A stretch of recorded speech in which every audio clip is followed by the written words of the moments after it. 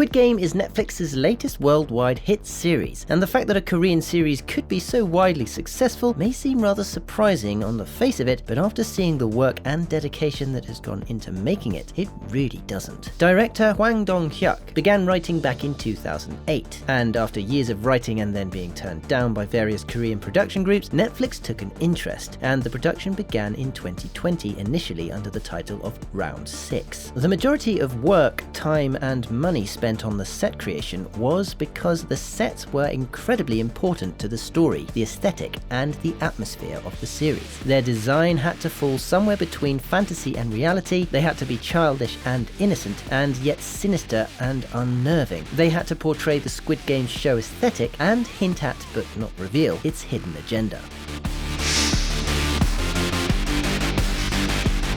The dorms were designed to resemble a private school's dorm rooms with army bunk beds and a prison-like aesthetic. The bunks were stacked high so that they loomed over the contestants, making them seem small and insignificant. The stairs were based on a famous picture called Relativity by M.C. Escher.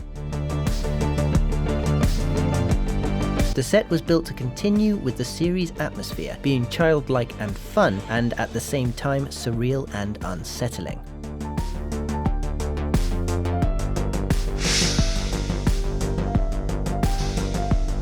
Red Light Green Light was chosen to be the first game because its childlike simplicity would create a greater shock once the contestants realized what was really at stake. The Red Light Green Light game was originally played by children in the 1970s and 80s, and so the robot doll they built for the set was modified on Young-hee, a character that appeared on the cover of Korean textbooks of that era. The set itself was designed to look like a barren play area and then surrounded by blue screens so that backdrops could be completed in post.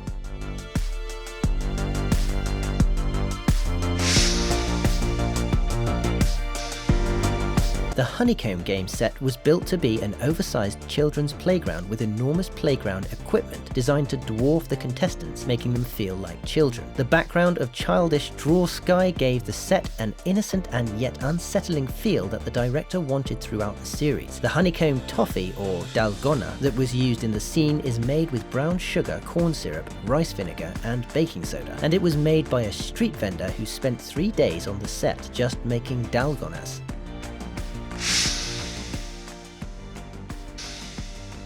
The Tug of War set was actually built on the ground, and only the Tug of War platform was suspended in the air. This was done to be able to film the scenes where contestants fell, but also to create a fear of falling within the actors themselves. The set extensions which gave the platforms their extra daunting height were created digitally in post. Once again, like the previous sets, this set was designed to portray an innocent child's game juxtaposed with a life and death scenario.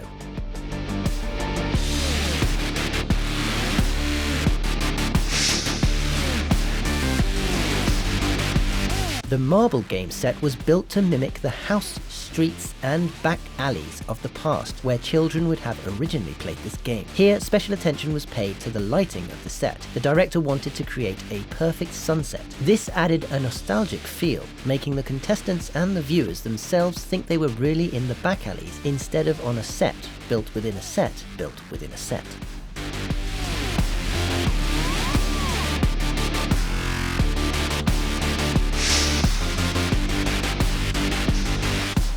The scariest set for the actors was actually one of the simplest to build. The glass bridge was built 5 feet off the ground, and the team actually used tempered glass for the bridge itself. The height of the set and the worry that the glass might break was enough to create a natural fear within the actors themselves. This produced a rigidity and uncertainty in their movements that would have not been present had they built the set differently or used CGI.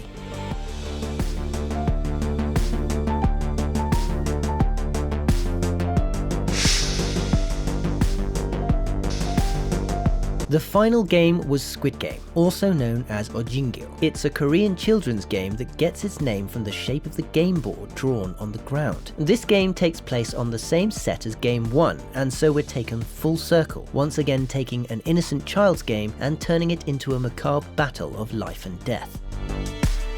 The key to series success isn't just the story itself, it's that the costumes, VFX, lighting and sets are all married perfectly to the storyline to portray a world where children's games are no longer fun to play, where our humanity battles our instinct to survive, and where contestants, who thought they were fighting for financial gain, find they're really fighting for their lives, and being the best and reaching the end may not necessarily be a win. Please give us a like if you enjoyed this video, don't forget the links to the music used in this video are in the video description, and as always be sure to let us know in the comment section which movie VFX you'd like to see behind next.